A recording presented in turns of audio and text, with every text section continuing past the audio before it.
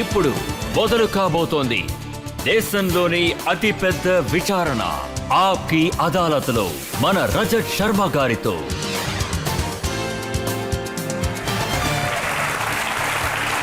నమస్కారం. Thank you. ఆప్కి అదాలత్లో ఇవాల్టి మన కేసు చాలా ప్రత్యేకమైంది. మన గెస్ట్ ఎలాంటి వ్యక్తి అంటే ఆయన పెహల్గాం సంఘటన తర్వాత ప్రపంచమంతటా పాకిస్తాన్ని ఎక్స్పోజ్ చేశారు. ఆయన ఆపరేషన్ సింధూర్ తర్వాత భారత సైన్యం ధైర్యం ఇంకా విజేత కథ అందరికీ చెప్పారు. Please welcome leader barrister mister Asaduddin Owaisi.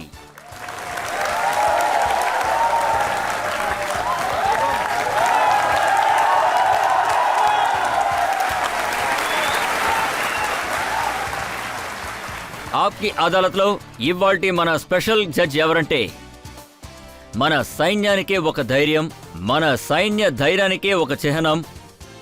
అలాగే ఆయన మన దేశాన్ని కాపాడే బాధ్యత భారత సైన్యానికి అప్పగించారు. Please welcome retired lieutenant general Sanjay Kulkarni.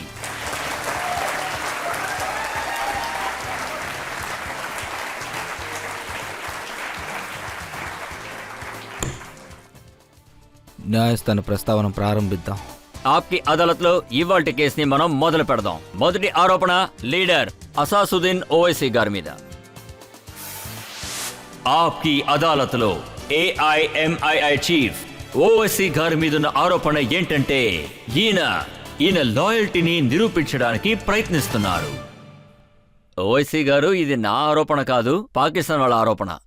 Pakistan మీడియాలో పాకిస్తాన్ పార్టీ వాళ్ళు ఏమంటున్నారంటే ఓవైసీ గారు భారతదేశంలో ఉన్న వాళ్ళందరికీ ఏమంటున్నారంటే ఆయన దేశం పట్ల ఉన్న భక్తిని నిరూపించాలి, ఆయన లాయల్టీని నిరూపించాలి, అందుకునే ఆయన కావాలని పాకిస్తాన్కి వ్యతిరేకంగా మాట్లాడుతున్నారని అన్నారు. ఒక కవి గారు బాగా రాశారు, दिल से निकलेगी ना मर कर भी वतन की उल्फत, मेरी मिट्टी से भी खुशबू वफा आएगी.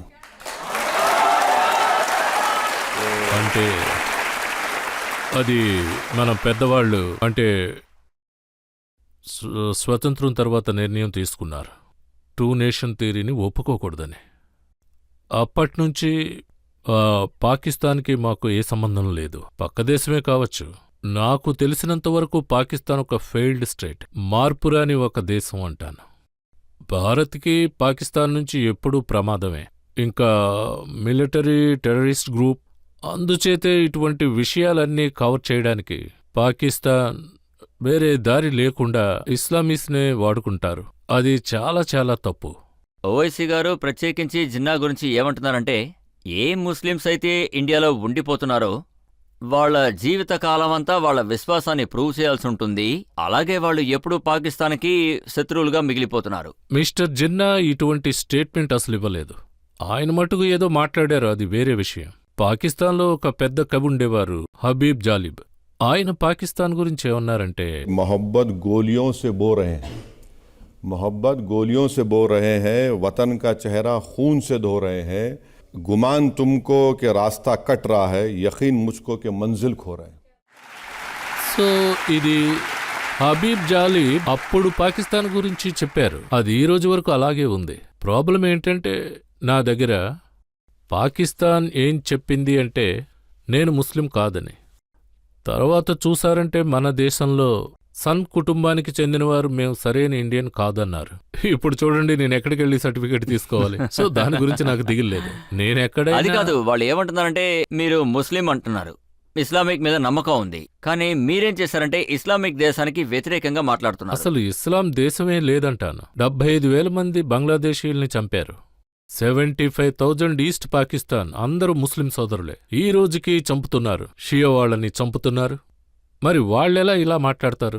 ఇండియాకు సంబంధించి మొత్తం 240 మిలియన్ ముస్లిములు ఉన్నారు, పాకిస్తాన్ కంటే ఎక్కువ.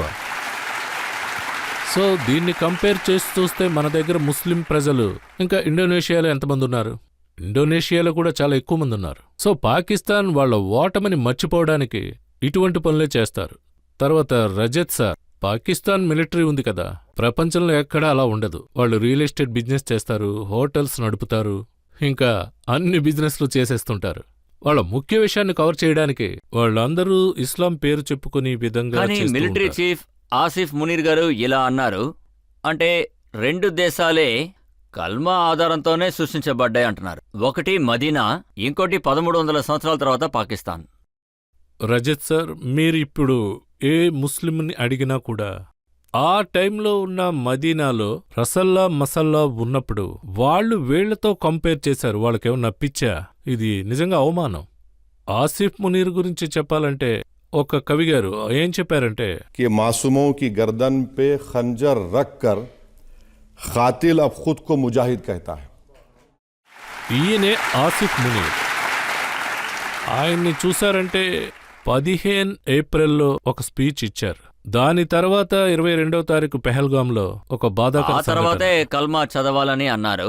ఆ తర్వాత మతం అడిగి కాల్చారు. ఇప్పుడు చూడండి, ఇస్లాం బోధనలో వాళ్ళ మతం ఏంటి అని అడిగి వాళ్ళ నెత్తిమీద తుపాకీ పెట్టి కాల్చడం జరిగింది. అలా తలలో కాల్చారు. అది రికార్డ్ చేయడం కూడా జరిగింది. ఇదంతా వాళ్ళ సుప్రిమసీ, అంటే వాళ్ళ ఓటమిని ఒప్పుకోరు కాబట్టి అలా చేస్తారు. వాళ్ళ పద్ధతి ఈ విధంగానే ఉంటుంది. నేను చెప్పేది ఏంటంటే, వాళ్ళు ఇండియాని నెమ్మదిగా ఉండనివ్వరు. వాళ్ళ పాయింట్ ఆఫ్ వ్యూలో డీస్టెబిలైజ్ చేస్తూనే ఉంటారు. ఇక్కడ ఈ సొసైటీలో ప్రజల మనసులో చెడు స్వభావం కలిగించారు. వాళ్ళ నిజమైన ఎజెండా ఏంటంటే ఇదే అంటారు. చూడండి, వాళ్ళ డీజీ ఐఎస్పీఆర్ ఏమన్నారంటే, మన ఆర్మీ చీఫ్ ఇలా అంటున్నారు, మన సైన్యం మోటివ్ ఏంటంటే జిహాద్. हम अमन चाहते हैं मगर जुल्म के खिलाफ. गर जंग लाजमी है तो फिर जंग सही. ఇదే విషయంలో వాళ్ళని గనుక చూస్తే ప్రారంభం నుంచి వాళ్ళు చేసే పనులు ఈ విధంగానే ఉంటున్నాయి. అంటే దానికి సరైన సమాధానం ఇవ్వాలి కదా. సో వాళ్ళ పద్ధతుల్లో ఎటువంటి నిజం అనేది లేదు, అదే అందరికీ తెలియాలి. అన్ని ప్రాంతాలకు వెళతారు. ఇప్పుడు సౌదీ అరేబియాను కూడా వాళ్ళు లోన్ అడిగారు. లోన్ కూడా శాంక్షన్ అయింది. 2024లో 14 బిలియన్స్ అడిగారు. అది శాంక్షన్ అయింది. IMF నుంచి లోన్, వరల్డ్ బ్యాంక్ నుంచి లోన్, ఏషియన్ డెవలప్మెంట్ నుంచి లోన్. నిజంగా ఇస్లామిక్ గురించి చెప్పాలి అంటే ఎందుకని వాళ్ళ ఎకానమీ ఇలా దిగజారిపోయింది? ఈ ప్రపంచంలో ఈ 2 దేశాల్లో పోలియో అనేది ఉంది, పాకిస్తాన్ ఇంకా ఆఫ్ఘనిస్తాన్. ఆ పోలియో ఇంకా నిర్మూలించబడలేదు. కానీ మిలిటరీ యొక్క ఎక్స్పెండిచర్ 2.9% ఖర్చు పెట్టారు. అది ఇండియాలో చూస్తే 1.7. దీని మీదైతే వాళ్ళేం దృష్టి పెట్టలేదు. పాకిస్తాన్లో ఉన్న పేద ప్రజల సమస్యలు ఎప్పటికీ తీరవు. వాళ్ళకి ఏ విధంగానూ ఎందులోనూ సహాయం లేదు. వాళ్ల లోకం ఏంటంటే వాళ్ల సుప్రిమసీయే, అంటే వెస్టెడ్ ఇంట్రెస్ట్ ని కాపాడడం కోసం ఇండియాతో ఎప్పుడూ పెట్టుకుంటూ ఉంటారు. వాళ్ళు ఏమంటున్నారంటే వాళ్ళ ఫోకస్ మొత్తం ఇస్లామిక్ వాళ్ళ మీద, అంటే ముస్లిం వాళ్ళ మీద అని అంటున్నారు. అందుకని వాళ్ళు ఇండియాకి వ్యతిరేకంగా చేసిన ఆపరేషన్ పేరు కూడా ఖురాన్లోని ఆయత్ పేరే పెట్టారు. దీని ఫౌండేషన్ ఎలా ఉంటుందంటే, ఖురాన్లో ఒక మాట ఉంది, అది చెప్పాలంటే మధ్యలో ఒక గోడలా. వాళ్ళు ఎలా అబద్ధం చెప్తున్నారంటే, ఖురాన్లో అల్లా ఏం చెప్పారంటే, మీరు ఎందుకని అబద్ధాలు చెప్తున్నారని. నిజం చెప్పండి, నిజాలే మాట్లాడండి. వాళ్ళ గురించి చెప్పాలంటే ఖురాన్ యొక్క ఆయస్ గురించే మాట్లాడతారు. వాళ్ళు అసలు ఆ విషయాన్నే మర్చిపోయారు. ఖురాన్ యొక్క ముఖ్య ఉద్దేశం ఏంటి అంటే నిజం మాత్రమే మాట్లాడాలి. దాన్ని వదిలేసి మీరు ఏవేవో మాట్లాడుతుంటారు. దానికి ఎలాంటి పేరు పెడతారు చూడండి. పెహల్గాంలో ఇటువంటి దారుణం జరిగింది. ఇస్లాంని టెర్రరిజం గ్రూప్తో జాయిన్ చేస్తున్నారు. అలా కుదరదు, కానీ వాళ్ళు అలాగే చేస్తున్నారు. వాళ్ళ దేశంలో ప్రపంచంలో అన్ని దేశాల కన్నా టెర్రరిస్ట్ గ్రూప్స్ ఉన్నాయి, శాంక్షన్స్ గ్రూప్లు ఉన్నాయి. ఒసామా బిన్ లాడెన్ కూడా అక్కడుంచే వచ్చాడు. యునైటెడ్ నేషన్స్ ఎన్ని గ్రూపుల్ని సృష్టించాయో వాళ్ళంతా అక్కడే ఉన్నారు. అది మాత్రమే కాకుండా ఆసిఫ్ మునీర్కి పెద్ద పోస్టు దక్కిన తర్వాత ఆయన్ని విందుకు పిలిచారు. యునైటెడ్ నేషన్స్ అనే గ్రూప్ ఆఫ్ టెర్రరిస్ట్. మనం 9 ప్రదేశాల్లో దాడి చేశాం, లస్కర్ హెడ్ క్వార్టర్స్ని. ఇంకా మీరు చూసారంటే అందులో ఒక టెర్రరిస్ట్ గ్రూప్ అమెరికా లిస్ట్లో ఉన్నారు. సో వాళ్ళు అసలు ఏ ఇస్లాం గురించి మాట్లాడుతున్నారు? కానీ వాళ్ళేమంటున్నారంటే, మేము టెర్రరిస్ట్ ఉన్న చోటుని నాశనం చేయలేదు, మసూదీల్ని నాశనం చేశామంటున్నారు. సో చూసారంటే 9 ప్రదేశాలు అది యునైటెడ్ నేషన్స్ ప్రెస్క్రైబ్ లిస్ట్లో ఉంది అంట. అది వాళ్ళ హెడ్ ఆఫీస్. అక్కడ దాడి జరిగింది. పాకిస్తాన్ మిలిటరీలో దాడి చేయలేదు, సివిలియన్స్ మీద లేదు. ఎక్కడి నుంచైతే మనకి ప్రమాదం వచ్చిందో, దాడులు జరిగాయో అక్కడే మనం. వాళ్ళు ఏమంటున్నారంటే, మన ఇస్లామిక్ వాళ్ళని డిఫెండ్ చేస్తున్నామని అన్నారు. తర్వాత వాళ్ళ ప్రైమ్ మినిస్టర్ ఏమన్నారంటే, మేము తలుచుకుంటే 10 ఫ్లైట్లని నాశనం చేసేవాళ్ళం, కానీ 5 చేశామని అన్నారు. ఇంకో స్టేట్మెంట్ ఉంది వాళ్ళ ప్రైమ్ మినిస్టర్ది. నేను స్విమ్మింగ్ చేస్తున్నాను, అదే స్విమ్మింగ్ ట్రాక్స్లో ఉన్నాను. ఆ తర్వాత నా ఫోన్ రింగ్ అయింది. అప్పుడే తెలిసింది ఇండియా ఫస్ట్ అటాక్ జరిపింది అని. నా దగ్గర ఒక ఇంటర్నేషనల్ జర్నలిస్ట్ ఒకటి అడిగారు, ఇది అసలు ఎలా జరిగింది అన్నారు. నేను అరగంటకు ముందే నమాజ్ పూర్తి చేసుకుని అటాక్ని మొదలుపెట్టాను. సో ఇది అసలు ఎలా నమ్మాలి? ఇప్పుడు చెప్పాలి అంటే 9 బేసెస్ మీద అటాక్ జరగడం జరిగింది. మనం అనుకున్నది ఏంటంటే, జడ్జి సార్కి బాగా తెలిసే ఉంటుంది, మనం అనుకుంటే ఎయిర్ బేస్ని నాశనం చేయొచ్చు, కానీ మనం రన్వే మీదే దృష్టి పెట్టాం. దృష్టి పెట్టి ఏమన్నాము అంటే, ఇది ఒక ట్రైలర్ మాత్రమే అని అర్థం చేసుకోండి. సో మనం చేయొచ్చు. నేనేమంటానంటే, మనం వాళ్ళకి సరైన సమాధానమే ఇచ్చామంట, వాళ్ళకొక సందేశం పంపాం. ఆ తర్వాతే మన డీజీఎం వాళ్ళ డీజీఎం కలిసి మాట్లాడుకున్నారు. ఇప్పుడు ప్రజల నుంచి ఎవరైనా అడగాలనుకుంటే అడగచ్చు. మీకు నా ప్రశ్న ఏంటంటే, పాకిస్తాన్ యుద్ధంలో గెలిచామని చెప్పుకుంటున్నారు, బయట ట్యాంక్ మీద నుంచొని ఘోషాలు చెప్తున్నారు, వాళ్ళ గురించి మీరేమంటారు? దేశంలో వాళ్ళు చెప్పే అబద్ధాలు ఇంకెవరూ చెప్పరు. ఎన్నో అబద్ధాలు చెప్తారు, అటువంటిది వాళ్ళని ఎవరూ ఆపలేరు. ఇలాంటి ఆసిఫ్ మునీర్ అనే వ్యక్తి వాళ్ళ దేశ ప్రైమ్ మినిస్టర్కి ఒక ఫోటోని ఇచ్చారు. ఆ ఫోటోలో వాళ్ళు గెలిచినట్టు ఇచ్చారు, అయితే అది నకిలీ. అంటే ఆ ఫోటోని చూస్తే అది చైనా ఆర్మీ యొక్క ఎక్సర్సైజ్ ఫోటో. సో ఆ ఫోటోలో కూడా వాళ్ళు అసలు నిజాన్ని దాచేశారు. తర్వాత వాళ్ళ ప్రైమ్ మినిస్టర్ ఏమన్నారంటే, నేను స్విమ్మింగ్లో ఉన్నాను, 9 ఎయిర్ బేసెస్ మీద ఇండియా బ్రహ్మోత్సవ్ దాడి చేసింది, వాళ్ళకి మాస్టర్ జవాబిచ్చారు. అయితే పాకిస్తాన్ ప్రారంభం నుంచి ఇదే విధంగా చెప్తూ వచ్చింది. ఉర్దూలో ఒక పదం ఉంది, కింద పడినా కాళ్ళు పైనే ఉంటాయని. ఈ విధంగా నేను చూశాను, పాకిస్తాన్ ప్రైమ్ మినిస్టర్ ఒక ట్యాంక్ మీద కూర్చుని మాట్లాడారు. ఆ ట్యాంక్ యుద్ధ రంగంలో ఉన్నట్టు చూపించడానికి దాన్ని గడ్డితో కవర్ లేదు చేశారు. లేదు, అక్కడ బాంబు పేల్చలేదు కదా, అక్కడ అసలు బాంబు దాడి జరగలేదు. మీరు పూంచ్లో దాడి చేశారు, అక్కడ సివిలియన్స్ చంపబడ్డారు, ఒక మసీదుని కూల్చివేశారు. అప్పుడు ఇస్లాం ఏమైంది? కమల బిడ్డలు చంపబడ్డారు, వాళ్ళు ముస్లిం. అప్పుడు ఈ ఇస్లాం మతం ఏమైనట్టు? సో వాళ్ళు ఇలాంటివి ఎన్నో విధాలుగా మాట్లాడతారు. వాళ్ళు వాళ్ళ ప్రజలకి చూపించడం కోసం ఈ విధమైన పనులు ఎన్నో చేస్తూ ఉంటారు అంట. ఇకపై కూడా వాళ్ళు ఏ విధంగానూ గెలవలేరు. ఒకవేళ మళ్ళీ నేనేమంటానంటే, ఒకవేళ మళ్ళీ ఇలా జరిగితే గనుక వాళ్ళు చాలా పెద్ద పోరాటాన్ని ఎదుర్కోవాల్సి ఉంటుంది. ఇంకా నేనేమంటాను అంటే, ఆపరేషన్ సింధూర్ 26వ తేదీన జరిగినప్పుడు వాళ్ళ 4 తీవ్రవాదులు దొరికేంతవరకు ఈ యుద్ధం అసలు ఆగదు. సార్, పాకిస్తాన్లో ఈ రోజుకి కూడా మీడియాతో పాటు మిగతా వాళ్ళ సహాయంతో ప్రజల్ని మోసం చేస్తున్నారు. ఆ ప్రమాదం మనల్ని వదిలి వెళ్ళదనని మీరు అనుకుంటున్నారా?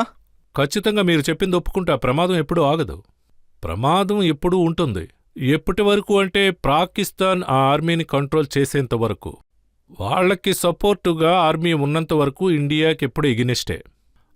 అంతవరకు ఈ ప్రమాదాలు జరుగుతూనే ఉంటాయి, మనమే జాగ్రత్తగా ఉండాలి. వాళ్ళు ఎప్పుడు అంటే వాళ్ళ ప్లానింగ్ విషయంలో తప్పుదారిలో వెళ్ళినా దాన్ని మనం అస్సలు విడిచిపెట్టకూడదు. సార్, అది నేను చెప్పాలనుకుంటుంది, మీరు భారత్ మాతకి జై అని చెప్పడంలో సమస్య ఏంటి? చూడండి, మీరు ఈ విషయాన్ని ఎంత విశ్వాసంతో చూసినా అది తప్పనే అంటాను. నేను జై హింద్ అని అంటా, ఇందులో మీకేంటి సమస్య? నేను హిందుస్థాన్ జిందాబాద్ అని అంటాను, ఇండియా మాది అని అంటాను. సో నా వరకు అయితే ఇది నా ప్రాణం. నేనేమంటానంటే, ఇండియా ఒక డెమోక్రసీ కంట్రీ, తర్వాత ఫ్రీడమ్ ఆఫ్ స్పీచ్ మన ఫండమెంటల్ రైట్. మీరు మీ బాధను వెళ్ళిబుచ్చండి, నా బాధను నేను వెళ్ళిబుచ్చుతా. ఇదే ఇండియా యొక్క ప్రథమోద్దేశం. ఇప్పుడు మనం ఒక బ్రేక్ తీసుకుందాం. బ్రేక్ తర్వాత ఆప్కి అదాలత్లో ఓవైసీ గారి మీద ఆరోపణలు, ప్రశ్నలు కొనసాగుతూ ఉంటాయి. ఒకవేళ వాళ్ళ వల్ల కాకపోతే నేను ట్రంప్తో మాట్లాడతాను. పాలస్తీనా మీద ఇస్రాయేల్ దాడి జరిపింది, దాన్ని ఆపండి, చూద్దాం. ఒకవేళ మీకు పవర్ గనుక ఉంటే ఇస్రాయేల్ ఇరాన్ వారిని ఆపండి, ఉక్రెయిన్ రష్యా వారు ఆపండి. Welcome back. ఆప్కి అదాలత్లో ఇవాల్టి మన అతిథి ఏఐఎంఐఎఫ్ చీఫ్ అసాసుద్దీన్ ఓవైసీ ఆప్కి అదాలత్లో తర్వాత ఆరోపణ. ఆప్కి అదాలత్లో ఏఐఎంఐఎం చీఫ్ ఓవైసీ గారి మీదున్న ఆరోపణ ఏంటంటే ఈయన తల వంచే ప్రభుత్వానికి తోడుగా ఉన్నారు. ఈ మధ్య మీడియాలో చాలా విషయాలు మాట్లాడుతున్నారు. డొనాల్డ్ ట్రంప్ ఉన్నారు, ఆయన 16 సార్లు మాట్లాడారు. నేను ఇండియాని భయపెట్టాను, ఆపాను, ట్రేడ్ డీల్తో బెదిరించాను, అందుకే ఇండియా వార్ ఆపేసిందని అన్నారు. మొదటి విషయం ఏంటంటే డొనాల్డ్ ట్రంప్కి బుద్ధి లేదు. సో నేను ఇన్ని రోజులు హెచ్చరికగా ఎంతో జాగ్రత్తగా మాట్లాడుతూ వచ్చా. ఎందుకంటే మనకు యుఎస్ఏతో మంచి రిలేషన్షిప్ ఉంది. కానీ వాళ్ళ మట్టుకు అలా మాట్లాడుతూ ఉంటే ఇంకా ప్రైమ్ మినిస్టర్ కూడా వాళ్ళతో ఒక అరగంట సేపు మాట్లాడారు. ఫారిన్ సెక్రటరీ యొక్క వీడియో ఉంది. ఆ తర్వాత ఇది స్టాప్ చేయాలని చెబితే పదే పదే ఇదే విషయం గురించి మాట్లాడుతూ స్టాప్ చేసా అని. అరే అసలు ఏంటిది? 130 కోట్ల మంది ప్రజలున్న దేశం ఇది. ఎవరితో చెప్పినా నేనే ఆపా అంటారు. ఏంటి అసలు ఈ విషయం ఏంటి? ట్రేడ్ డీల్ పెట్టి భయపెట్టారు. ట్రేడ్ డీల్ అంటే ఏంటి? మీకు సహాయంగా ఉండాలి, మాకు సహాయంగా ఉండాలి. ఇండియా ట్రేడ్ డీల్ గనుక చూస్తే పాకిస్తాన్ కన్నా ఎక్కువ రెట్లుంది. సో ట్రేడ్ డీల్ గురించి ఏ గవర్నమెంట్ ఇటువంటి మాట మాట్లాడదు అంట. జరగడం కూడా జరగదు. మనం ఎందుకు ఆంగ్లేయుల దగ్గర నుంచి స్వతంత్రం తీసుకున్నాం? మనం స్వతంత్రంతో ఉండాలి. మన సమస్యల్ని మనమే తీర్చుకోవాలి. ఇవన్నీ ఎవరు చెప్తారు? ఒకవేళ ట్రంప్ ఈ విధంగానే అనుకుంటే ఆయన వల్లే కంట్రోల్ అయిందంటే అది తప్పైన విషయం. పాకిస్తాన్ యొక్క యుఎస్ ట్రేడ్ ఒక $4 బిలియన్. ఇండియా అమెరికాతో ఉన్న ట్రేడ్ $180 బిలియన్. ఒకవేళ బయలాటికల్ ట్రీట్ జరిగినా ఆ బయలాటికల్ ట్రీట్ లేదు, $500 బిలియన్ ట్రేడ్ ఉంది. అమెరికాకి $5 బిలియన్ కావాలా లేక $500 బిలియన్ కావాలా? కానీ ఒక విషయం మాత్రం తెలుస్తోంది, వాళ్లకంటూ ఏదో ఒక క్రిప్టో కనెక్షన్ ఉన్నట్టుగా తెలుస్తోంది. అందుకే వాళ్ళు నోటుకొచ్చినట్టు మాట్లాడుతున్నారు. నేనేమంటానంటే మనం ఫైరింగ్ ఆపినప్పుడు సజెషన్ ఇచ్చాం. నా కంప్లైంట్ ఏంటంటే మన దేశ ప్రధానమంత్రి దేశ ప్రజలకి ఒక ఇన్ఫర్మేషన్ అనేది ఇవ్వాలి. అదేంటంటే ట్రంప్ వల్ల ఇది జరిగిందనకూడదు. మన దేశం మన ప్రజలదే. మనకి అమెరికా నుంచి అన్నీ తెలుస్తున్నాయి, మేమే స్టాప్ చేశాం. అయితే అమెరికా ఏం చేసినట్టు? ఒకవేళ వాళ్లే గనక చేస్తే మనం ట్రంప్ని ఏం అడగాలి? ఇస్రాయేల్ మీద పాలస్తీనా వాళ్ళు దాడి చేస్తున్నారు, అది ఆపుతారా? ఒకవేళ వాళ్ళకి ధైర్యం గనక ఉంటే ఇస్రాయేల్ ఇరాన్ యుద్ధాన్ని ఆపుతారు, ఉక్రెయిన్ రష్యా యుద్ధం ఆపుతారు. ఏదేదో మాట్లాడేస్తూ ఉన్నారు, ఏదో పిచ్చితనంతో ఏదేదో వాళ్ళు మాట్లాడేస్తున్నారు. మన వాళ్ళు కూడా ఇలా చెప్పేవాళ్ళు ఉన్నారు కదా, నరేందర్ సరెండర్ అని. లేదు, ఆయన పార్టీ నాయకుడు, పార్టీలో చాలా నైపుణ్యం వాళ్ళు ఉన్నారు. నాకు అర్హత లేదు ఆయన గురించి మాట్లాడడానికి. కానీ అది ఆయన రైట్. ఇంకా ఒకటి, నా కంప్లైంట్ రైట్. దేశ ప్రధానమంత్రి ఒక అనౌన్స్మెంట్ ఇవ్వాలి. నేను ఈ విషయాన్ని మీతో మళ్ళీ చెప్తున్నాను. మనకెంతో గర్వంగా ఉంది అంట, చెప్పాలంటే గౌరవం కూడా. మన దేశ ఫోర్సెస్ను చూస్తే ముఖ్యంగా వాళ్ళు ఎంతో ధైర్యంగా, ఎంతో ప్రశాంతంగా 8వ తేదీ 9వ నెల రాత్రి గుజరాత్ పాకిస్తాన్ బోర్డర్లో, అంటే రాజస్థాన్ పాకిస్తాన్ బోర్డర్, పంజాబ్ కాశ్మీర్, పాకిస్తాన్ వాళ్ళు మొత్తం సైన్యాన్ని దింపేశారు. అప్పుడు మన సైన్యం ఇంకా ఎయిర్ ఫోర్స్ నిజంగా ఎంతో అద్భుతంగా వాళ్ళ దాడిని ఎదుర్కొంటూ వచ్చారు. సో ఇది నాకు గర్వంగా ఉంది అంటున్నాను. ఎప్పుడూ కూడా ఇప్పుడు పొలిటికల్ స్టేట్మెంట్స్ ఇస్తున్నారు గవర్నమెంటు ఇంకా మిగతా వాళ్ళు. అంటే యాక్చువల్గా నేనేమంటానంటే ఒకవేళ పాకిస్తాన్ మళ్ళీ తోక జాడిస్తే వాళ్ళకి కఠినమైన శిక్ష తప్పదు. అలాగే ట్రంప్ గారు ఏమన్నారంటే, చెప్పడమే కాదు, ఆయన జనరల్ ఆసిఫ్ మునీర్ని వైట్ హౌస్కి పిలిచారు, లంచ్కి ఇన్వైట్ చేశారు, ఆయనకి బాగా మర్యాదలు చేశారు. చూడండి, ఒకవేళ ఆసిఫ్ మునీర్ అక్కడికి గాని వెళ్తే ఆయన అర్థం చేసుకుంటారు, అమెరికా ఎవరికి ఫ్రీ లంచ్ ఇవ్వదు. ఏంటంటే వాళ్ళు ఆసిఫ్ మునీర్ దగ్గర డబుల్ వసూలు చేస్తారు. అయితే అది ఏ విధంగా ఉంటుందంటే, ఇరాన్ బోర్డర్ ఉంది, వాళ్ళు అక్కడ ఏదో చేస్తున్నారని అర్థం. తర్వాత నిజానిజాలు ఏమిటో బయటికి త్వరలో వస్తాయి. అప్పుడు ట్రంప్ యుఎస్ అడ్మినిస్ట్రేషన్ చూస్తారు. అది ఆసిఫ్ మునీర్ ఆ ఫంక్షన్లో యుఎస్ టెర్రరిస్టులు ఆయన ముందంజలో ఉన్నారు, ఆయన పక్కనే ఉన్నాడు. అక్కడే ఆయన్ని కలిశాడు. ఏ టెర్రరిస్ట్ అయితే హత్యలు చేశారో అక్కడ వాళ్ళు అతన్ని యుఎస్ గవర్నమెంటే టెర్రరిస్ట్ అని అనౌన్స్ చేయడం జరిగింది. ఇంకా చూశారంటే పాకిస్తాన్ వాళ్ళు కూడా ఆ మీటింగ్లో ఉన్నారు, ట్రంప్ వాళ్లతోనే ఉన్నాడు. ఇదంతా కూడా ట్రంప్ ఆలోచించాలి. ఒకవేళ వాళ్ళు కాంప్రమైజ్ అయితే, ఇంకా వాళ్ళు దీన్ని జియో పాలిటిక్స్ కళ్ళతో చూస్తే అప్పుడు టెర్రరిస్టులకు ఎగనెస్ట్గా మొత్తం లోకమే పోరాడుతుంది అంట, మనం విక్టిమ్గా ఉంటాం. సో అప్పుడు యుద్ధం బలహీనపడుతుంది. ఇలా చూడండి సార్, ఎప్పుడైతే ఆపరేషన్ సింధూర్ జరిగిందో ఈ సీజ్ ఫైర్ జరిగి ఆగిపోయింది కదా, ఆ తర్వాత పాకిస్తాన్ ప్రైమ్ మినిస్టర్ గారు ఒక స్పీచ్ ఇచ్చారు. అందులో ఆయన అందరికీ థ్యాంక్స్ చెప్పారు. నాన్న ట్రంప్కి, బాబాయ్ చైనాకి, మావయ్య టర్కీకి, అందరికీ థ్యాంక్స్ అని చెప్పారు. వాళ్ళకి ఇప్పుడు పాకిస్తాన్ ఏ విధంగా ఐసోలేటెడ్గా ఉంది అని అంటే, వాళ్ళు చైనా నుంచి రెగ్యులర్గా ఆర్మ్స్ని తీసుకుంటున్నారు. అంటే చైనీస్ ఎకనామిక్ కారిడార్, అంటే గడార్ పోర్ట్ ఉంది. చైనా పాకిస్తాన్కి ఒక ఈస్ట్ ఇండియా కంపెనీ అయిపోయింది. ఇంకా మీరు చూశారంటే చైనాలో ఒక జింజియా ప్రాంతం ఉంది, అక్కడ ముస్లింలను ఇప్పటికీ ఇబ్బంది పెడుతున్నారు. పాకిస్తాన్లో ఉన్న ఏ ప్రైమ్ మినిస్టరు గడిచిన 7-8 సంవత్సరాల్లో దాని గురించి ఒక్క వార్త కూడా ఇవ్వలేదు. ఎందుకని ఇవ్వలేదు? ఇస్లాం యొక్క పేరు చెప్పినప్పుడు ఆ ప్రావిన్స్లో మన లే లడాక్ రీజియన్ ఉంది, దాన్ని తుర్కిస్తాన్ అని అంటారు. దాని గురించి ఏం మాట్లాడరు. ఎందుకు మాట్లాడరు అంటే, వీళ్ళకి చైనా నుంచి ఒక అది సిపిసి ప్రాజెక్ట్ ఉంది, దాంట్లో చైనా నుంచి డబ్బులు వస్తాయి. అలాగే చైనా నుంచి వాళ్ళకి ఆయుధాలు కూడా ఆ విధంగానే వస్తూ ఉంటాయి. ఇంకా చైనా నుంచి ఎలక్ట్రానిక్ గూడ్స్ వస్తూ ఉంటాయి, చాలా వస్తాయి. అందువల్ల కంఫర్టబుల్గా ఫీల్ అవుతారు. కానీ ఇండియాకి పేరు వస్తే వాళ్ళు ఇస్లాం పేరు చెబుతూ ఉంటారు. కానీ చైనా విషయానికి వస్తే ఇస్లాంను మర్చిపోతారు. ఇక టర్కీ విషయానికి వస్తాం. టర్కీ ఏంటంటే వాళ్ళు టెర్రరిస్ట్ గ్రూప్స్ తో మాట్లాడుతూ ఉంటారు. అలా మాట్లాడి అలా ఫినిష్ చేస్తారు. వాళ్ళ దగ్గరే బాంబులు ఉంటే వాళ్ళు వాటిని వేస్తారు. వాళ్ళ దేశంలో ఎయిర్ ఫోర్స్ మూలంగా ఆ గ్రూప్ మీద బాంబ్స్ వేస్తారు. తర్వాత సిరియాలో అక్కడ బాంబులు వేశారు. ఇది ఒక విచిత్రమైన కొల్యూషన్. అయితే ఇలాంటి వాళ్ళు అసలు విషయాల్ని అర్థం చేసుకోరు. ఇలాంటి వాళ్ళు పాకిస్తాన్కి సపోర్ట్ చేయడం వల్ల ఆ పాకిస్తాన్ టెర్రరిజాన్ని అసలు వదలదు.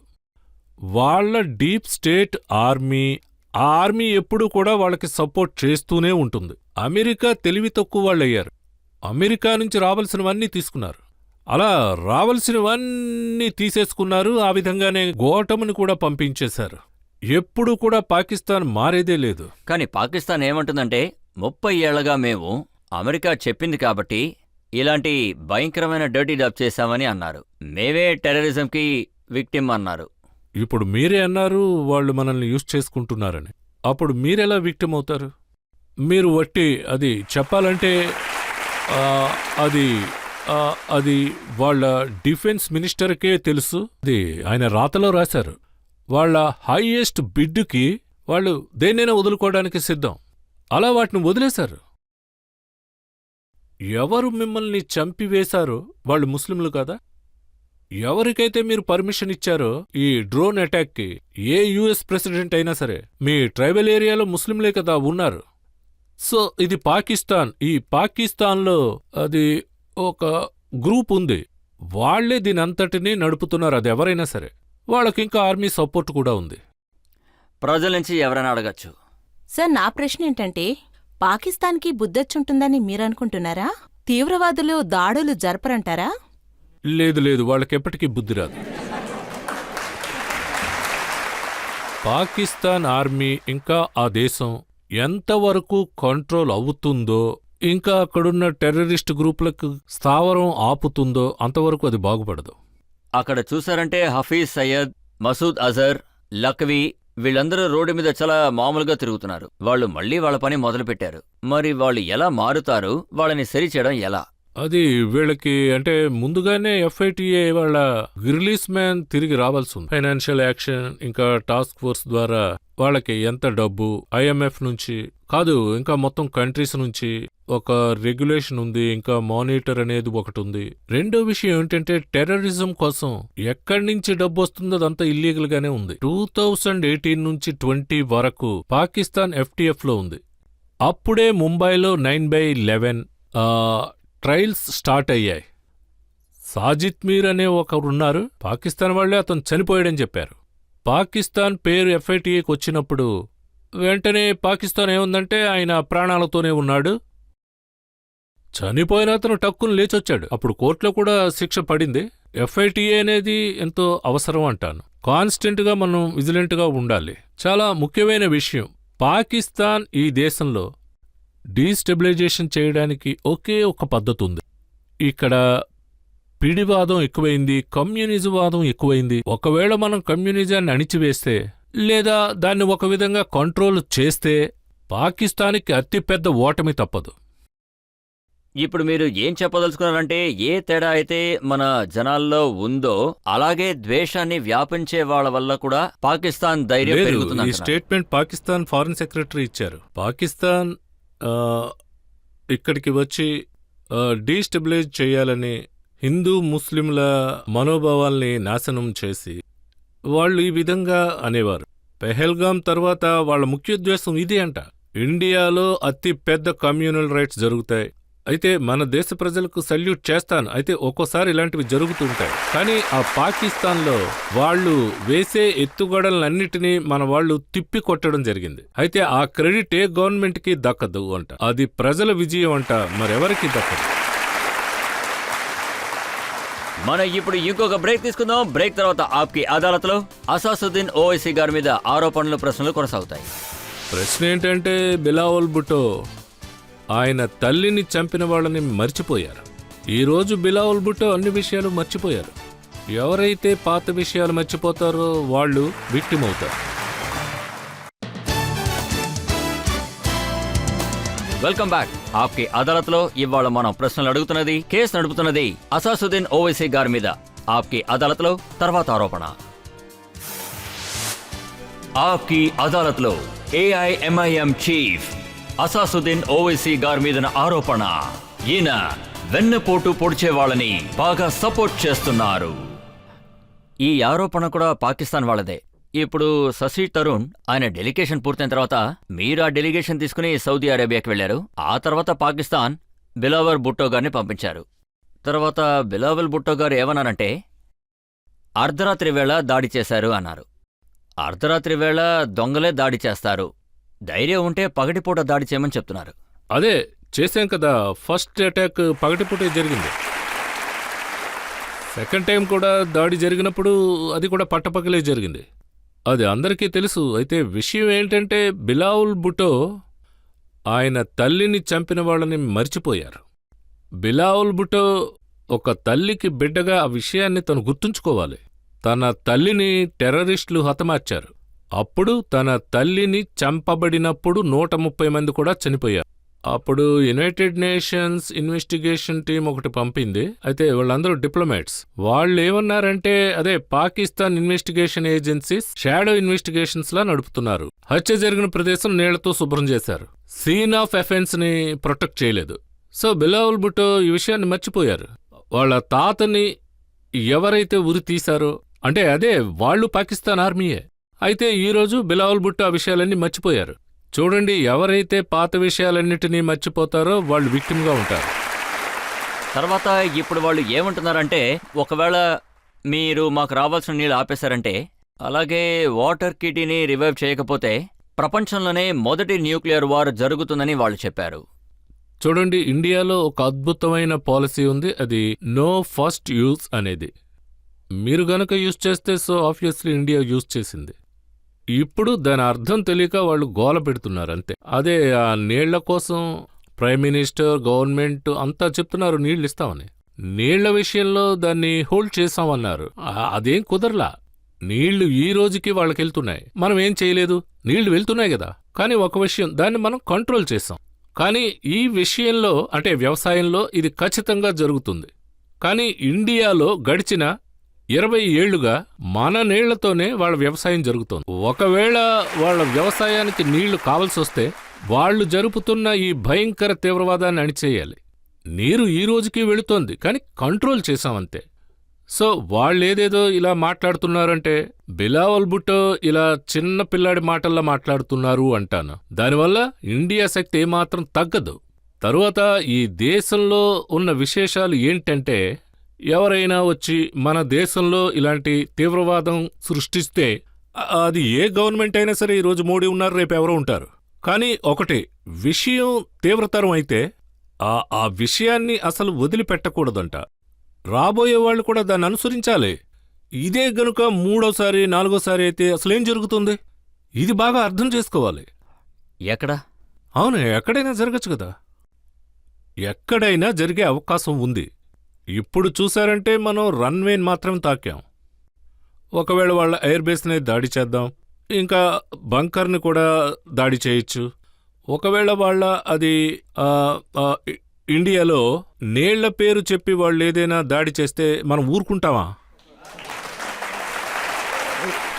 మనకున్న శక్తి సామర్థ్యాలు ఇవన్నీ కూడా ఎక్కడుంటాయి? ఊరికే చూపించడానిక? మనకి ఇంత ఆయుధ సామాగ్రి ఉంది అంటే అది దేనికోసం? మన దేశ రక్షణ కోసమే కదా. వాళ్ళు ఈ విధంగా పిచ్చి చేష్టలు గనక చేస్తే అది 7వ రోజు 8వ రోజు అలా జరిగి 9-10 రోజులు జరిగితే గనుక. షాబాజ్ షరీఫ్ గారు ఏమన్నారంటే, నాకు రాత్రి 2:30కి ఫోన్ వచ్చింది, అప్పుడే నాకు తెలిసింది ఇండియాలోని ప్రమోస్ లోపలికొచ్చేశాయని. మన హైదరాబాద్ అంటే హైదరాబాద్ భాషలో ఎలా చెప్పాలి అంటే, ఇది ఒక ట్రైలర్ మాత్రమే కన్నా అది బ్రహ్మోస్మి మెసేజ్. ఒకవేళ వాళ్ళు ఇంతకన్నా ఎక్కువ కనుక చేస్తే ఆబ్వియస్లీ సముద్రం పైనుంచి కూడా ఏదైనా దాడి జరగచ్చు. సముద్రం మించి కూడా మిమ్మల్ని దాడి చేసే హక్కు మాకుంది. ఇది పాకిస్తాన్ పిచ్చి మాటలు అంతే. మీరు ఇలా చేయండి, అలా చేయండి, ఏం చేయండి అని అంటారు అంతే, ఏం ఉండదు. ఇండియన్ మిలిటరీ సుప్రిమసీ ఆ విధంగానే ఉంటుంది. అందులో ఎటువంటి మార్పు ఉండదు ఇన్షాల్లా. వాళ్ళు ఏమంటున్నారంటే, ఒకవేళ మీరు గనక మా నీళ్లు ఆపేస్తే, బిలావల్ భుట్టో గురించి కాదు, పాకిస్తాన్ సైన్యం గురించి మాట్లాడుతున్నాను, నీళ్లు ఆపేస్తే మీ శ్వాస ఆపేస్తానంటున్నారు. మీ జనాభా సంఖ్య ఎంత? మా జనాభా సంఖ్య ఎంత? అసలు ఏ ఉద్దేశంతో మన శ్వాసను వాళ్ళు ఆపగలరు? ముందు మీరు బలూచిస్తాన్ మీద దాడి జరపడం ఆపండి. తర్వాత ఇరాన్ అవుట్పోస్ట్ మీద దాడి ఆపండి. అంతకన్నా ముందు పాకిస్తాన్ ప్రజలకి విషయం చెప్పండి. ఆసిఫ్ మునీర్ ట్రంప్తో ఎటువంటి డీల్ చేసుకున్నారు? ట్రంప్తో మీరేం మాట్లాడారు? ఆ విషయం చెప్పమనండి. చూడండి, ట్రంప్ అతన్ని వైట్ హౌస్కు తీసుకుని వెళ్ళాడు. అందులో అర్థం చేసుకోవాల్సిన విషయం ఏంటంటే, ఆయన అలా కూర్చోబెట్టి విందు భోజనం ఏర్పాటు చేశాడు. చూడండి, మీకు ఆ బోర్డర్లో ఎటువంటి సాయం కావాలన్నా చేస్తాము అని అన్నారు. అప్పుడే ఆయన చేతిలో ఆయన చేయి పెట్టారు. నేనేం విన్నానంటే, అమెరికా స్పై ప్లేన్తో ఆల్రెడీ ఇరాన్ పాకిస్తాన్ బార్డర్లో కాపలాకి పెట్టేశానని చెప్తున్నారు. లేదు, వీళ్ళ ఎయిర్ బేసు అది కూడా యుఎస్ కంట్రోల్లో ఉంది. ఈ రోజుకి కూడా అది అలాగే ఉంది. భారతదేశంలో వేరే దేశం యొక్క బేసు ఇండియాలో ఎక్కడ లేదు. మనం ఇక్కడ ఎటువంటి టెర్రరిస్ట్ క్యాంపు నడపడం లేదు, అది వేరే కంట్రీకి ఎదురుగా. ఇవన్నీ కూడా పాకిస్తానే చేస్తోంది. ఇంకా చెప్పాలంటే క్యాన్సర్ లాంటి తీవ్రవాదం వాళ్లదే అంటాను. ఇటువంటివే వాళ్ళు జరుపుతున్నారు. వాళ్ల చుట్టూ ఉన్న ఏ దేశమైనా వాళ్ళకి ఎప్పుడైనా సపోర్ట్ చేసిందా? ఇప్పుడు తాలిబానే వాళ్ళకి ఎగనిస్ట్గా ఉంది. తాలిబాన్ వచ్చి ఇండియాని అడుగుతోంది, మాకేదైనా హెల్ప్ చెయ్యండి అని. మీకు అవుట్ రైట్ సపోర్ట్ ఉంటుందంటుంది. మనం ఏ పోర్ట్నైతే ఇరాన్లో స్థాపిస్తామో అది మనకెంతో ఇంపార్టెంట్. దాని మూలంగా పాకిస్తాన్ని బైపాస్ చేసి ఆఫ్ఘనిస్తాన్కి ఎంట్రీ ఉంది. అది చాలా స్ట్రాటజికల్ ప్లాన్. మీకు ఇలా అనిపిస్తుందా, పాకిస్తాన్ ఇండియా ఎయిర్ బేస్ని యూజ్ చేయడానికే మునీర్ గారికి బిర్యానీలాగా వడ్డిస్తున్నారని? బిర్యానీ తిన్నారో లేదో తెలియదు కానీ చేపలు తిన్నారు. ఆయన తిన్నారు, బాగా తిన్నారనే అంటాను. అందులో సందేహం లేదు, ఖచ్చితంగా తినే ఉంటారు. మనం ఇలా ఎన్నో విషయాలు ఆయన గురించి చెప్పుకుంటాం. అయితే ఆసిఫ్ మునీర్ నోబెల్ ప్రైజ్ ఇవ్వడానికి మాత్రం ఆయన ఏం పిలవలేదు. లేదు, ఖచ్చితంగా ఇందులో విశేషం ఏదో ఉంది. ఖచ్చితంగా అది బయటకొస్తుంది. అయితే 1 వారమో 10 రోజులో అవ్వచ్చు. ఓవైసీ గారు ట్రంప్ గారికి ఒసామా బిన్ లాడెన్ గారు ఎక్కడ దాక్కున్నారో తెలుసు. అలాగే ఆయనకి హఫీజ్ సయ్యద్ ఎక్కడ దాక్కున్నారో కూడా తెలుసు. వీళ్ళందరూ కూడా అమెరికన్ టెర్రరిస్ట్ లిస్ట్లో ఉన్నారు. ఇంత జరిగిన తర్వాత కూడా మీకు పాకిస్తాన్ మీద ఎందుకని అంత ప్రేమ చెప్పండి? అయితే అమెరికన్ అడ్మినిస్ట్రేషన్ ఖచ్చితంగా చెప్పే తీరాలి అందులో వాళ్ళ పాత్ర ఏంటి అనే విషయం. వాళ్ళు వాళ్ళ యొక్క కంట్రీలో అది టెర్రరిస్ట్ ఆర్గనైజేషన్ నుంచి లీడర్స్ ఈరోజు పబ్లిక్గా మీటింగులు జరిపి ఇండియాకి ఎగనెస్ట్గా ఇష్టం వచ్చినట్టు మాట్లాడుతున్నారు. సో దీన్ని ఎలా టాలరేట్ చేయాలి? ఇలా చూడండి, వీళ్ళ డబుల్ పాలసీ ఉంది కదా, దీనివల్ల ప్రపంచంలో అన్ని మూలల ఇన్స్టెబిలిటీ ఏర్పడుతుంది. మీరు ఆఫ్ఘనిస్తాన్కి వెళ్ళండి, ఒకే రాత్రిలో ఆఫ్ఘనిస్తాన్ని తుడిచేయండి. అక్కడ స్టెబిలిటీ అనేది ఇంక్రీజ్ అవ్వడం అనేది వేరే విషయం. వియత్నాంకి వెళ్లారు, అక్కడేం జరిగింది? ఇరాక్కు వెళితే గనక అక్కడ వెపన్స్ ఆఫ్ మాస్ డిస్ట్రక్షన్ అలాంటి ఒక్కటి జరగలేదని అనొచ్చు. ఇంకా మీరు చూశారంటే 20-25 సంవత్సరాలుగా ఓడుతూనే ఉన్నారు. ఈ విషయంలో మనం కాషియస్గా ఉండడం అవసరం, చాలా అవసరం. ఇదే విషయంలో తైవాన్ దాని గురించి కూడా ఉండాలి. మనం కూడా ఒక స్టాండ్ తీసుకోవాలి. అది ఏ విధమైన స్టాండ్ అయినా సరే, అప్పుడే వాళ్ళకి అర్థమవుతుంది. ప్రజల దగ్గర మీరు చాలా పేరుని పొందారు. మీరు ఇలాంటి పనులు చేయటం వల్ల ఈ సింధూర్ సంఘటన జరిగిన తర్వాత మీ గొంతెత్తి మాట్లాడారు. ఇంకా మేమేం తెలుసుకున్నామంటే మీరు మీ పార్టీ పేరుని సెక్యులర్ పార్టీ అని పెట్టాలనుకుంటున్నాం. అలాగే హిందూ ముస్లిం మధ్య ఇది పేరు పొందాలని ఆశిస్తున్నాను. ఇంకా ఏం నమ్ముతున్నానంటే డాక్టర్ అంబేద్కర్ గారు సనాతన ధర్మంలో చాలా మార్పులు చేర్పులు చేశారు. అదేవిధంగా మీరు ఇస్లాంలో జరుగుతున్న అన్యాయానికి మీరు కూడా గొంతెత్తి మాట్లాడుతున్నారు. సో నేనేమనుకుంటానంటే సార్, డాక్టర్ అంబేద్కర్ గారు మీరు ఈ ఊర్లో ఉన్న చెడ్డమైన వాళ్ళు ఇంకా క్రూరమైన వాళ్ళని అన్యాయాల్ని వీటన్నిటిని అంతం చేయాలని అనుకుంటున్నారా సార్? నేను అంత పాపులర్ అయ్యాను అంటే అంత అవసరమేం లేదు. వాళ్ళు ఏమంటున్నారంటే ఇప్పుడు మీరు మీ పార్టీ కూడా ఇండియా అంతటా అక్సెప్టబుల్ అని. నేను ఏం మాట్లాడానో అది ఏదైనా పొలిటికల్లో లేదా అబ్జెక్టివో అది ఏమాత్రం విజయం కోసం కాదు. నేను చెప్పేదంతా నా పొలిటికల్ పార్టీ దాన్ని నేను పక్కన పెట్టుకునే చెప్పా.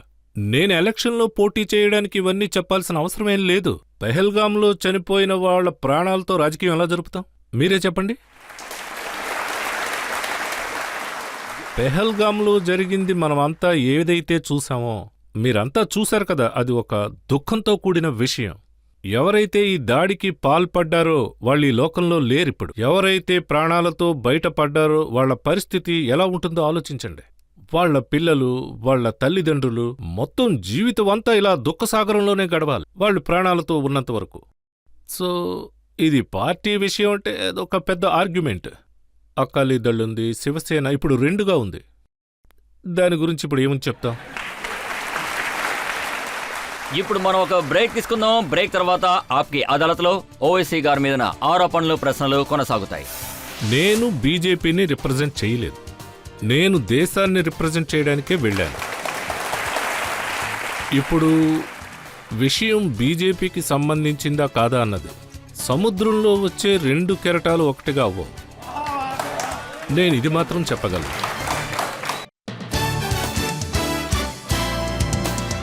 Welcome back. ఆప్కి అదాలత్లో ఇవాళ మన కేసు నడుపుతున్నది శ్రీ అససుద్దీన్ ఓవైసీ గారి మీద. ఆప్కి అదాలత్లో తర్వాత ఆరోపణ. ఆప్కి అదాలత్లో ఏఐఎంఐఎం చీఫ్ అససుద్దీన్ ఓవైసీ గారి మీద ఆరోపణ. ఈయన విదేశాలకి డెలిగేషన్ ని తీసుకెళ్లడంలో ఎలాంటి ఉపయోగము లేదు. ఓవైసీ గారు, మీరు కూడా డెలిగేషన్ ని తీసుకెళ్లారు. ఇండియాలో చూసారంటే ఇంకా 7 పార్టీస్ డెలిగేషన్ తీసుకెళ్లారు. కానీ ఇక్కడ ఏమంటున్నారంటే దానివల్ల ఎలాంటి ఉపయోగం లేదంటున్నారు. చూడండి, నేను డెలిగేషన్కి వెళ్ళింది దేశం కోసమే, ఎటువంటి పొలిటికల్ పార్టీ కోసం కాదు. సో నేను ప్రధానమంత్రి అవ్వాలని వెళ్ళలేదు, వేరే ఎవరి కోసం వెళ్ళలేదు, దేశం కోసం వెళ్ళాను. ఎందుకంటే అందులో ఎటువంటి విషయం లేదు. ఇది మాత్రం కంట్రీకి సంబంధించిన విషయం. నేను బెహ్రెన్కి వెళ్ళాను. బెహ్రెన్ కూడా ఒక అన్యోన్యమైన దేశం అంట. బెహ్రెన్ గనుక చూస్తే ఇప్పుడు నాన్ పర్మనెంట్ మెంబర్ అయ్యింది. అది యుఎన్ సెక్యూరిటీ కౌన్సిల్లో. పాకిస్తాన్ చైర్మన్, వాళ్ళకి వాళ్ళు అవసరం. అక్కడ డెలిగేషన్ జరుగుతోంది. ప్రజలు ఇది మర్చిపోయారు. 2019లో బెహ్రెన్ ఒక వాంటెడ్ టెర్రరిస్ట్ ఇండియాకి ఇచ్చింది. దీన్ని వాళ్ళు మర్చిపోయారు. అయితే బెహ్రెన్లో ప్రజల సంఖ్య 7 లక్షలు. అందులో 3 లక్షల మంది ఇండియా వాళ్ళు పనిచేస్తున్నారు. తరువాత ఇంకో విషయం, 2018లో పాకిస్తాన్ FIT క్లబ్లో చేరినప్పుడు బెహ్రెయినే సహాయం చేసింది. ఇప్పటికీ కూడా అది GCC మెంబర్, ఇంకా ముస్లిం కంట్రీ. వాళ్ళు కూడా మనకి హెల్ప్ చేశారు. రెండవది, మనం కువైట్కి వెళ్తే కువైట్లో 10 లక్షల మంది ఇండియన్స్ ఉన్నారు. అప్పుడు కువైట్ కూడా 2019లో ఒక వాంటెడ్ టెర్రరిస్ట్ ని మనకిచ్చింది. కువైట్ ఇంకా ఇలా 4 గ్రూపులు అలా వెళ్ళి, అది మనదొక గ్రూప్గా. అది మిడిల్ ఈస్ట్ ఇంకా నార్త్ ఆఫ్రికా. అందరూ టాస్క్ ఫోర్స్ మెంబర్స్. అయితే వీళ్ళ సహాయం మనకి అవసరం అంట. కువైట్లో డిప్యూటీ ప్రైమ్ మినిస్టర్ని కలిసాం. అక్కడ ఆయనతో మాట్లాడాం. ఆయన పేరు సూరా. అక్కడ ఆయన్ని కలిసాం. బెహ్రెయిన్లో మన లోక్సభ ఉంది. అక్కడ ఉన్న స్పీకర్ బెంగళూరులో చదువుకున్న ఆయన. నాకు బాగా తెలుసు అన్నారు. నేను అతనికి గుర్తు చేశాను, బెంగళూరులో ఇండియన్ ఇన్స్టిట్యూట్ ఆఫ్ సైన్స్ టెర్రరిస్టులు అటాక్ చేశారని. అవును, ఆయన ఎస్, నేను బెంగళూరులో చదువుకున్నాను అని చెప్పాడు. ప్రీమియర్ ఇన్స్టిట్యూట్ ఉంది, అది చాలా గొప్పది. కువైట్కు వెళ్ళాను, కింగ్డమ్ ఆఫ్ సౌదీకి వెళ్ళాను. అక్కడ కూడా 27 లక్షల మంది ఇండియన్స్ పనిచేస్తున్నారు.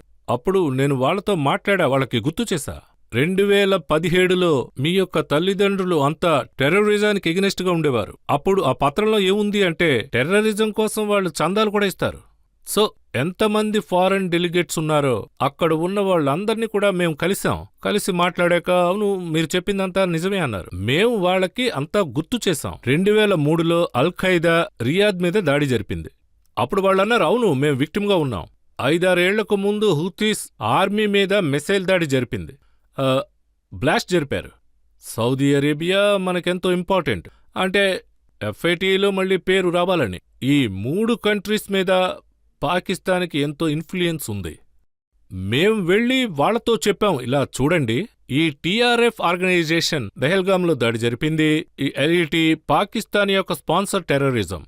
మీరు టెర్రరిజంకి విక్టిమ్గా ఉన్నారు. అది అల్-ఖైదా రూపంలో కావచ్చు, దాయిస్ రూపంలో కావచ్చు. పాకిస్తాన్ టెర్రరిజం మీద వీళ్ల ఐడియాలజీ అదే ఫౌండేషన్ లెవెల్లో ఉంది అంట. సో మేమెళ్ళి అర్థమయ్యేలా చెప్పాం, చూడండి, డిప్లొమసీ అన్నది ఒక్కరోజుతో పోయేది కాదని. కోడిని బుట్టలో పెడతాం, గుట్టు పెట్టగానే దాన్ని వదిలేస్తాం. ఇది అలాంటిది కాదు కదా. ఇటువంటి విషయాన్ని మనం కంటిన్యూస్గా చెప్పి తీరాలి. నేనేం విన్నానంటే మీరు ఎన్నో ఇబ్బందుల్ని ఎదుర్కొన్నారు అని. సౌదీ అరేబియా, పాకిస్తాన్ మీకు బాగా ప్రెషర్ ఇచ్చారని విన్నాను. అవును, అది వాళ్ళ MOIS ఫారెన్ అఫైర్స్ కూడా 2 గంటల సేపు మాట్లాడింది, 2 అవర్స్.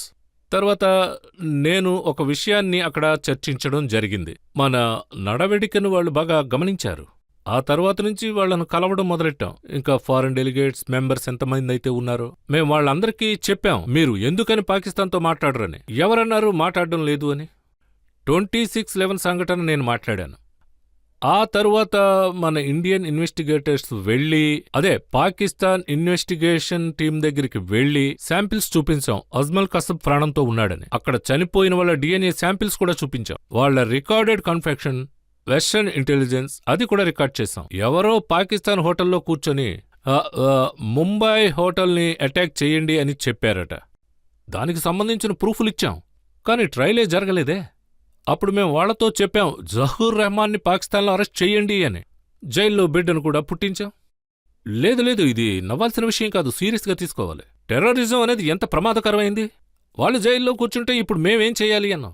నేను ఆ విషయంలో ఎంతో పర్సనల్గా నరేంద్ర మోడీ గారిని కూడా కలిసి మాట్లాడడం జరిగింది.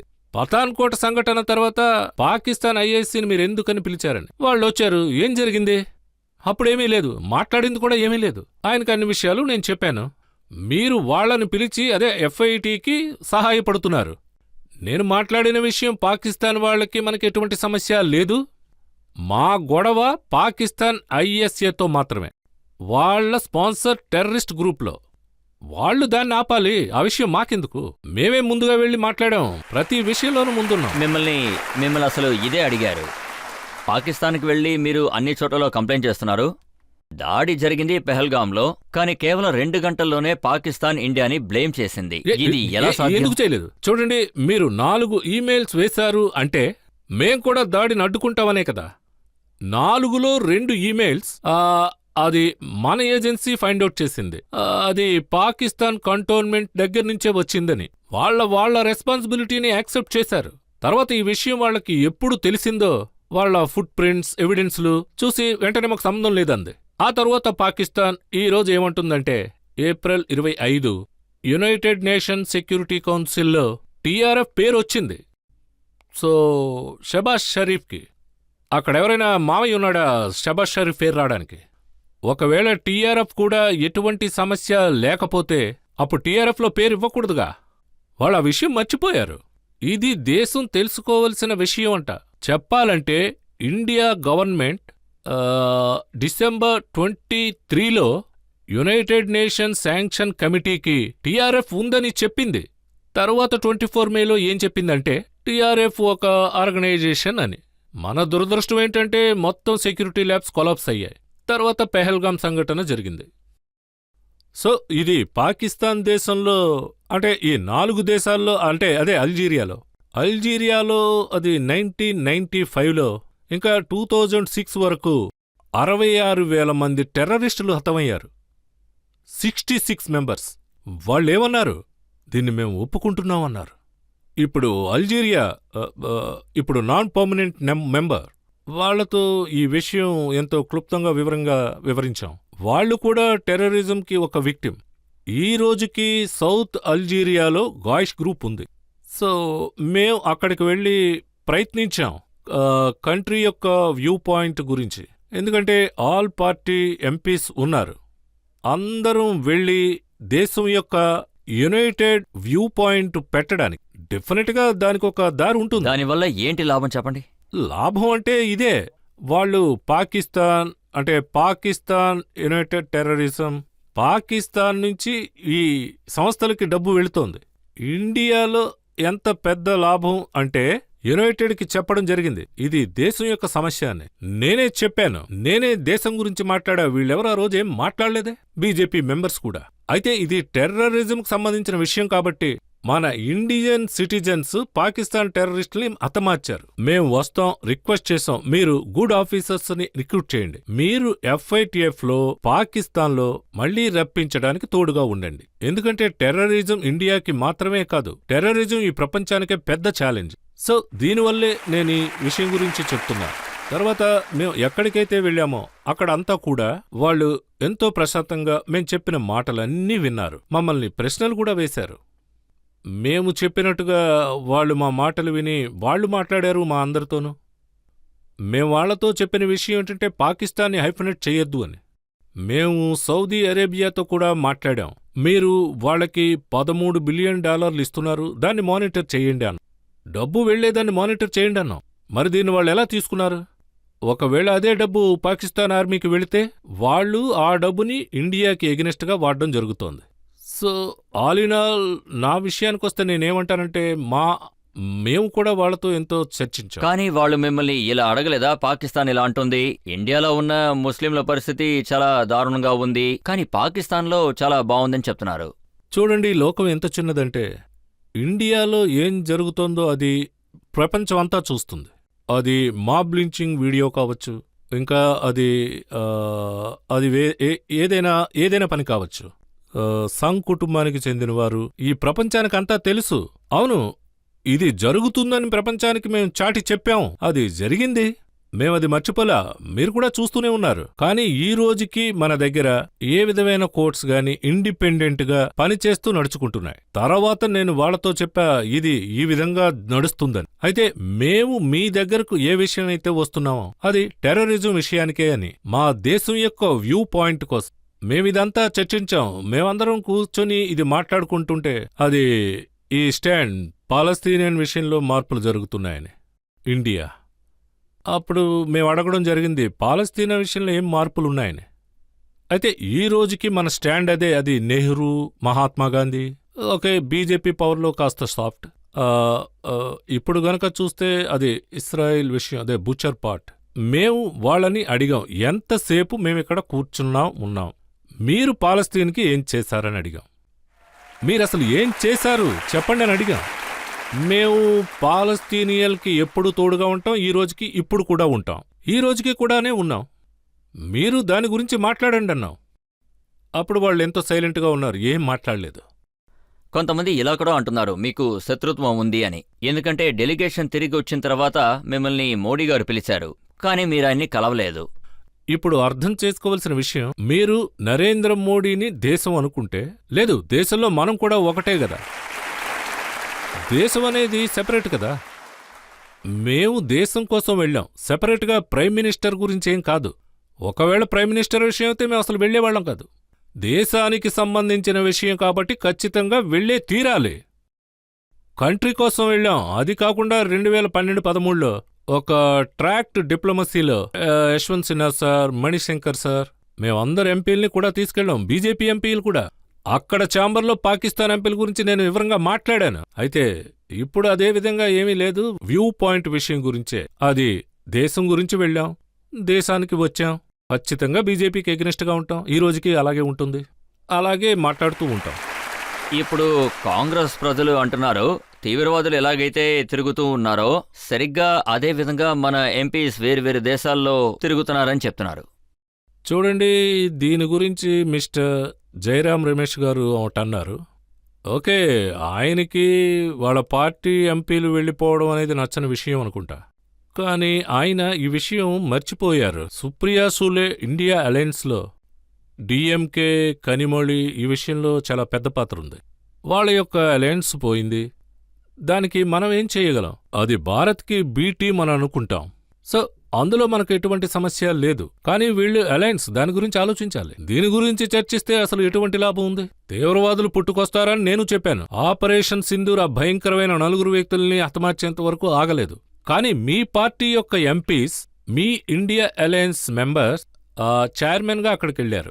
ఆయన ఈ విషయం గురించి చర్చించడం అంత అతిశయోక్తి కాదు. ఒక నాయకుడు ఇలా కూడా అన్నారు, మోడీ గారు ఒక ట్రావెల్ ఏజెన్సీ ఓపెన్ చేశారు, ఊరు తిరగడం కోసం ఈ ఎంపీసీలందరినీ వేరే దేశాలకు పంపిస్తున్నారు అని. నెక్స్ట్ టైం ఎవరైతే అన్నారో వాళ్లే చైర్మన్ దగ్గరికి చెప్పాలి. లేదు లేదు లేదు, వినండి. తర్వాత మన ఫ్లైట్స్ అన్నీ నైట్ టైం. అది మీకు తెలుసు, నైట్ ఫ్లైట్ అంటే పడుకోవడం కుదరదు. తర్వాత మార్నింగ్ మీకు టైం డిఫరెన్స్ ఉంటుంది. అల్జీరియా 4 గంటలకు ముందు. నేను మధ్యాహ్నం వెళ్తే ఫ్రైడే మధ్యాహ్నం 2 గంటలకి వాళ్ళు రండి, మీకు 5 గంటలకి మీటింగ్ ఉంది అంటారు ఎంబసీలో. సో నేను అసలు ఊరు చూడడం కుదరదు. చూడడం ఎలా కుదురుతుంది? ఒకవేళ ఊరే చూడాలనుకుంటే అది తప్పనే అంటాను. మనం మాట్లాడడానికి వచ్చాం, ఆ పని మీద వాళ్లతో చర్చలు జరపాలి, అదే చూడాలి. మాట్లాడండి, మీకు డెమోక్రటిక్ రైట్ ఉంది అంట. ఏ గ్రూపు వెళ్ళినా నేను ఒకటే చెప్తాను, మేము అక్కడ ఊరు చూడ్డానికి వెళ్ళలేదు. తర్వాత ఒక వీడియో చూపించారు, అందులో ఒక మెంబర్ పాట పాడుతున్నారు. చూడండి, నేను పాట వినలేదు, వినాలనే ఇంట్రెస్ట్ కూడా లేదు. నేను అది సో ఇన్ లైటర్ వే నేను చెప్పేది కాస్త వినండి. అది అల్జీరియా బ్యాక్గ్రౌండ్ ఏంటంటే, అది ఇండియన్స్ అక్కడ ఎంతమంది ఉన్నారో వాళ్ళని ఇండియన్స్ అనే అనొద్దు, వాళ్ళని జానెతు అనండి. నాకు కూడా అసలు అర్థం కాలేదు, ఈ జానెతు ఏంటి అనుకున్నాను. అయితే ఎయిర్పోర్ట్లో కూడా జానెతు అంటున్నారు, అంటే ఏంటని అడిగాం. అప్పుడే తెలిసిన విషయం, 1960s లో అది అజ్నబీ షరాఫ్ సార్, అది నాకు తెలుసు సార్. యువకులుగా అవును ఉన్నప్పటి సార్. సినిమా. సో అది ఆ పిక్చర్ చాలా గొప్ప సినిమా, ఎంతో ఫేమస్, అందులో మంచి పాట ఉంది. సో ఆ ఫారెన్ అఫైర్స్, ఆ స్టాండింగ్ కమిటీ చాలా పవర్ఫుల్. వాళ్ళు రాత్రికి డిన్నర్కి మమ్మల్ని ఇన్వైట్ చేశారు. వాళ్ళ ప్రోగ్రాంలో ఏం లేదు, కానీ రమ్మని పిలిచారు. అక్కడ వాళ్ళు ఆ సినిమా గురించి మాట్లాడారు. అక్కడ బీజేపీ ఎంపీ నా పక్కనే కూర్చున్నారు. ఆయన చెప్పారు, అది చాలా అద్భుతమైన పాట, నాకు జ్ఞాపకం ఉంది. సడన్ గా ఒక 2-3 లైన్స్ ఆయన పాడి వినిపించారు. సో ఆ విషయమే అక్కడ జరిగింది, అందులో ఎటువంటి ప్లాన్ అనేది లేదు. అదేం కావాలని జరిగింది కాదు, ఏదో అలా ఆ విధంగా జరిగిపోయింది. మేము వీడియోలు అవి తీయొద్దు అని చెప్పాం, చాలా చెప్పాం, ఎవరు వీడియో తీయొద్దు అని. సో అక్కడ జరిగిన కథ ఇది. తర్వాత అప్పుడు మీటింగ్ ఎప్పుడైందో తెలుసా? అది డిన్నర్ మీటింగ్ అది జరిగి 11:45 దగ్గర అయ్యింది. తర్వాత రోజు లేచి మేం పరుగులు పెట్టాం. ఇటువంటి వదంతులనేవి చాలా వస్తాయి, వాటిని నమ్మకూడదు. ఏదున్నా సరే ఎంతో తెలివిగా వ్యవహరించాలి. ఇప్పుడు పబ్లిక్ నుంచి ఎవరైనా అడగచ్చు, మన మోడీ గారి విదేశాల ప్రయాణం 200 నుండి 300 కాబోతుంది. ఆ యాత్ర అనేది మన నేషనల్ క్రష్ని బట్టి ఉంటుంది. ప్రయారిటీ కూడా అదే. ఎక్కడికి వెళ్ళినా ప్రయారిటీ ఒకరిని కలపట్లేదు. నేషనల్ ఇంట్రెస్ట్గా ఉంటుంది సార్. కానీ ఆ తర్వాత కూడా పెహల్గాం అటాక్ జరిగిన తర్వాత మళ్ళీ ఏం జరిగిందంటే మొదటి నుండే అన్ని విషయాల్ని చెప్పాల్సిగా ఉంది. ప్రయాణం వల్ల ఎటువంటి లాభం లేదా సార్? అదే నేను అడగాల్సింది. ఇక్కడ ఫారెన్ అఫైర్స్ ఆఫీసర్స్ చాలా నైపుణ్యం ఉన్నవాళ్ళు. సో నేను జనరలైజ్ చేసి ఎటువంటి స్టేట్మెంట్ ఇవ్వడం కుదరదు. వాళ్ళు చాలా అద్భుతమైన పని చేశారు.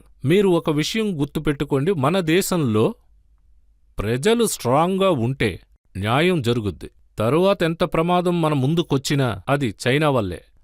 అప్పుడు మన ఎకానమీలో 10% పైనే మనం గ్రోత్ చేస్తాం. సో ఇదే అతిపెద్ద సవాలు. అది మీకైనా మాకైనా ఎవరికైనా. మేము దాని పనిలోనే ఉన్నాం. సార్ ఇప్పుడు ఇక్కడ విషయం ఏంటంటే మీరు బయటికి వెళ్ళినప్పుడు అదే బీజేపీ పొలిటికల్ వాళ్ళతో ఆ ఆలోచన అలానే ఉంటుందా లేదా మారిపోతుందా సార్? చెప్పండి సార్. మేము బీజేపీని రిప్రజెంట్ చేయడానికి వెళ్ళాలా? దీన్ని మీ మనసులోంచి తీసేయండి. మేము దేశాన్ని రిప్రజెంట్ చేయడానికి వెళ్ళాం. ఇప్పుడు విషయం బీజేపీకి సంబంధించిందా అనేది ఎలా చెప్పాలంటే, సముద్రంలో 2 కెరటాలొస్తే అది ఒకటిగా అవ్వదు. అది ఎప్పటికీ ఒకటిగా కలవు. ఓవైసీ గారు, మేము మిమ్మల్ని అన్ని రకాల ప్రశ్నలు అడిగాం. ఆపరేషన్ సింధూర్, అలాగే పెహల్గాం ఇన్సిడెంట్ గురించి, పాకిస్తాన్ గురించి అన్నిటికీ మీరు చాలా చక్కగా సమాధానం చెప్పారు. ఇప్పుడు ఒక బ్రేక్ తీసుకుందాం. బ్రేక్ తర్వాత ప్రశ్నలు కొనసాగుతాయి. ఆప్కి అదాలత్లో ఇవాల్టి judge retired lieutenant general Sanjay Kulkarni గారి తీర్పేంటో మనమందరం విందాం.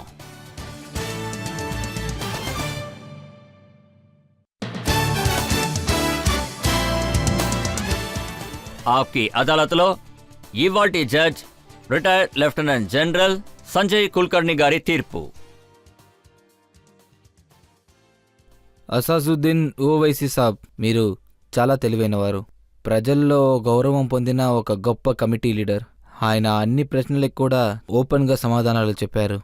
ఆయన ఏమంటున్నారంటే పాకిస్తాన్ ఎప్పటికీ మారదు. హైదరాబాద్లో ఆయన గుర్తింపు చెప్పాలంటే ఆయన ఒక సోషల్ వర్కర్. అందరికీ కూడా సహాయం చేసేవారు. చాలా బుద్ధివంతుడు, ఒక మంచి మనసున్న వ్యక్తి. ఆయన మాటలకి కట్టుబడి ఉంటాడని అందరికీ తెలుసు. ఇంకా హైదరాబాదులో ఈయనకి శత్రువుగా ఇంకెవరూ లేరని తెలుసు. అందరూ బంధువులే. ప్రపంచంలో టాప్ 500 ముస్లిమ్స్లో ఓబీసీ సార్ పేరు కూడా ఒకటి వస్తుంది. అసలు చెప్పాలంటే చాలా మంచి మనసున్న వ్యక్తి. ఆయన మనసు ఎప్పటికీ ఇండియానే. అందుకని ఇండియన్స్ అందరూ ఆయన దగ్గర నుండి ఇదే ఎదురు చూస్తున్నారు. అందుకే రజత్ సార్ కూడా మిమ్మల్ని ఇక్కడికి పిలిచి మీ భుజాలపైన వీటిని పెట్టి నడుపుతున్నారు. ఇండియాలో హిందూ ముస్లిమ్స్ ఇద్దరు విడివిడిగా ఉండకూడదు, ఎప్పటికీ కలిసే ఉండాలి. దేశమే అన్నిటికంటే ముఖ్యం. ఇదే ఇప్పుడు మీలో ఉన్న ఓర్పు.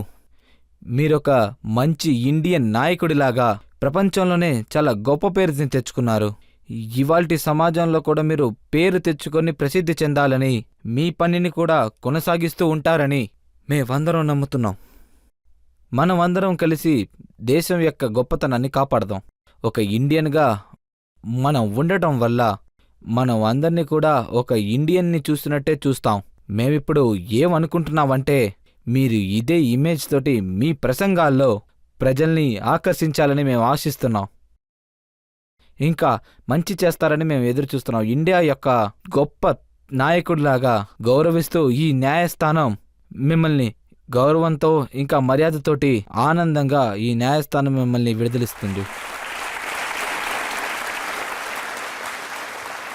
అసాదుద్దీన్ ఓవైసీ గారు ఇదే రకంగా రాజకీయాల్లో ముందుకెళుతూ మన దేశ గొప్పతనాన్ని ప్రపంచ స్థాయికి తీసుకెళ్లి చేరుస్తారని నమ్ముతున్నాం. పాకిస్తాన్ పన్నగాల్ని ఎక్స్పోజ్ చేస్తారని నమ్ముతున్నాం. ఇవాల్టి షోని ఇంతటితో ముగిద్దాం. తర్వాత ఎపిసోడ్లో ఇంకొక అతిథితో నేను మీ ముందుకు వస్తాను. అప్పటి వరకు సెలవు.